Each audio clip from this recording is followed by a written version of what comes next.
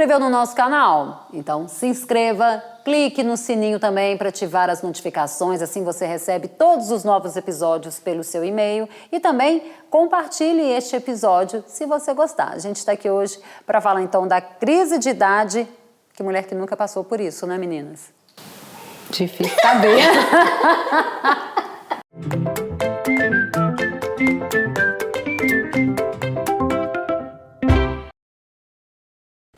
Eu tive a crise dos 30. Sabe aquelas brincadeiras de colégio, assim, que fica com um papelzinho? Pobre, rico, milionário. 1, 2 ou 3. Aí eu falei assim, gente, vou casar com 26 anos, ter 3 filhos, não sei o quê. Quando eu fiz 30, eu falei assim, fiz nada disso. Sério, você teve? Não tinha feito nada disso. E aquelas coisas assim de... Não, eu já tinha feito tudo isso. E aí eu falava, e aí, agora? Pois é, olha que doideira. E eu ainda não tinha feito nada disso. No tempo das nossas mães, todo mundo casava mais jovem e tudo. E eu falei assim, gente, eu não fiz nada disso ainda. Que doideira. Engraçado, eu acho que dos 30 eu não sei se eu tive muito não. Porque foi o contrário, eu tive tudo até os 30 do jeito que eu já tinha meio que planejado. Mas depois as coisas vão caminhando e vão mudando. Então, não sei, eu acho que talvez a dos 40. Dos 30. Acho que a dos 40 é pior. Não, nos 40 eu não tive, não. Isso aí não me... Eu falo assim... Hoje eu gosto muito mais de ter mais de 40 do que na época eu tinha 30. É mesmo? Qual que é a diferença? O que tem pra você? Eu não sei, eu acho que é mais segurança, mais confiança. Eu já tô com a vida mais estruturada. Lá nos 30 ainda estava, assim, estabilizando financeiramente, apesar de que já estava morando sozinha e tudo, mas tinha umas coisas ainda, sabe, você não se sentir completa. Maduro o suficiente, talvez? Não, até que sim, mas eu acho que faltava ainda alguma coisa. Eu acho que era isso, era casar, ter filhos, sabe? Uma coisa assim, concretizada mesmo, que eu acho que a maioria das mulheres, né, pensa assim. Eu fico pensando que eu acho que o mundo, ele nos cobra uma coisa que a gente não sabe se vai dar conta de cumprir. Né? A gente fica pensando, eu tenho que estar casada, eu tenho que ter filhos, Exatamente. eu tenho que ter o que eu preciso? Realmente eu não sei se é uma necessidade a gente cumprir o que os outros estão falando. A minha pra crise gente, dos 30 foi assim. Aos 30 eu já tinha 3 filhos, já estava casada, eu tinha tudo do papelzinho da escola. Adorei o papelzinho. Adorei, mas é porque eu tinha tudo, mas eu achava que... Tá, e aí, agora? Sabe assim? E agora minha vida e meu lado profissional que eu deixei, né? Pra poder estar cuidando dos filhos, pra estar dedicando ao marido, à casa. Você ainda pensa nesse lado profissional? Você ainda pensa em fazer alguma coisa? Mas acho que eu tô aqui fazendo o quê? Eu acho que a gente tá cumprindo um propósito. Mas agora, mas aos 30, sabe o que pegou mesmo? Tem a questão da sociedade que cobra muito. Então eu ficava muito em cima daquele muro assim, eu cumpro o meu papel de mãe, esposa, mulher ali, aquela coisa que muitas vezes o marido espera, que os filhos esperam. Ou eu cumpro o que a sociedade me cobra. Peraí, você tem 30 anos, você não trabalha? Você cuida só de menino? Só que o cuidar só de menino, a pessoa não sabe qual que é o trabalho que dá. Vira um peso, né? Mas vira um peso. E eu tenho muito disso, de preocupar com o que o outro pensa. Não sei se vocês são assim também. Mas eu ficava assim, o que as pessoas vão pensar de mim? Enfim, e aí? O que eu vou fazer da minha vida? Enfim, eu fiquei muito nessa insegurança. Eu acho que é uma insegurança, talvez uma imaturidade. Por isso que eu te perguntei se sua crise dos 30 tinha a ver com isso. E aí, acho que a imaturidade tem um pouco disso, do preocupar com o que o outro pensa. E aí eu lembro que eu cheguei num momento que eu pensei assim, nossa, será que meu marido, que está indo trabalhar, né, reunião, ele é comercial, então é reunião o dia inteirinho. Ele vai chegar em casa, eu não tenho nada pra falar, eu não tenho nada pra contar. A gente começa a se achar desinteressante, né? Exatamente. Será que eu tô ficando desinteressante? Meu assunto é só menino? E não, é a questão assim, tá sendo trabalho, ela vai ler livro, vai virar uma mulher culta. Gente, eu não tenho tempo de ler livro. É verdade, não tem mesmo. Não. Então a minha crise foi muito essa. Gente, eu tô uma mulher sem conteúdo, que não tem um papo bom com o marido, né? Vamos dizer assim, ele chegava aqui, eu ia contar do filho, de um que brigou, o outro que caiu na escola, o outro que, enfim... Ai, sei lá, coisas assim, da rotina que eu acho que o marido fica de saco cheio, entendeu?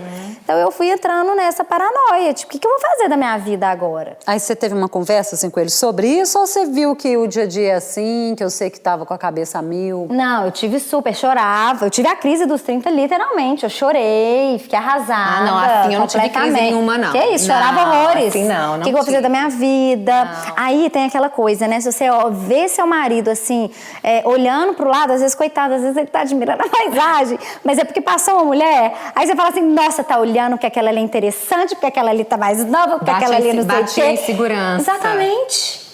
Exatamente. A gente tem que tomar crise cuidado com é isso, porque senão a nossa cabeça vai assim, pirando. Pira. Eu fico pensando que o sucesso, a palavra sucesso, o que ela é? O que é sucesso? Porque sucesso que é para sucesso para uma pessoa, para outra não é. É verdade. Então a gente tem que pensar o que é São sucesso para ideais, mim. né? O que é sucesso para mim? Eu quero ser o quê? Eu quero ser interessante para o meu marido, eu quero ser interessante para a sociedade, eu quero contribuir para a sociedade, eu quero fazer diferença na sociedade, eu quero criar filhos responsáveis, conscientes, porque super-heroína nós não somos e nem vamos ser, não tem jeito. Então a gente tem que pensar assim, qual o meu propósito? Legal. Isso é uma definição que eu acho que a maturidade... Você tá falando muito em propósito. Você tá lendo aquele livro, Eu tô lendo o livro. Eu indiquei um livro maravilhoso. Sensacional. Que agora que a gente está falando, se o pessoal aí do estúdio puder colocar aqui pra gente, chama Uma Vida com Propósito, do Rick Warren. É um livro que todo mundo deveria ler na vida. O que fala nele? Sobre propósito de vida. Qual é o seu propósito? Inclusive, o livro é Para que Estou na Terra? Tem na capa dele. É maravilhoso. Então, qual que é o seu papel aqui na Terra? E aí, eu saí da crise, por isso que eu tô te perguntando. Ah, você foi ler ele? Eu saí da crise dos 30 quando eu li ele. E aí é por isso que eu tô aqui hoje. Eu, ao ler o livro, durante a leitura, te faz pensar. É um livro que te faz pensar. É demais, eu tô amando. Então, assim, por que você nasceu no ano que você nasceu?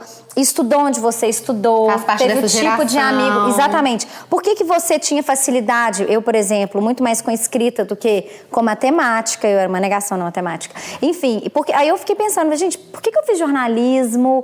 Por que, né? Enfim, você começa a se questionar. É uma questão muito introspectiva. Então, você começa a entender o porquê de tudo. E qual o propósito de Deus para nós, né? Isso. A diferença é essa. Deus tem um propósito para a vida de cada um.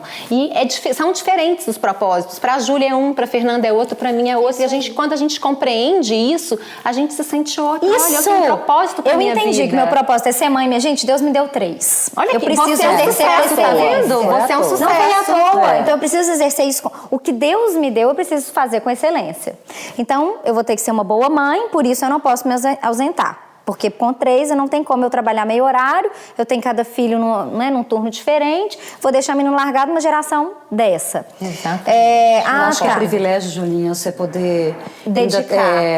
Porque tem gente que não eu pode. agradeço muito a Deus que meu horário é muito flexível, então eu tenho essa oportunidade ainda de conviver com a minha filha. Eu não sou aquela mãe que trabalha, porque lógico que tem viagens, mas eu me dou esse luxo de poder estar com a minha filha nas manhãs. Isso é maravilhoso. Reservar sempre as manhãs. Sim, mas aí Deus tem um outro propósito para sua vida. Você concorda? Ele te deu uma filha e com isso mais um propósito inteiro que é na sua parte profissional. Sim. Que é maravilhosa e que você desempenha com excelência.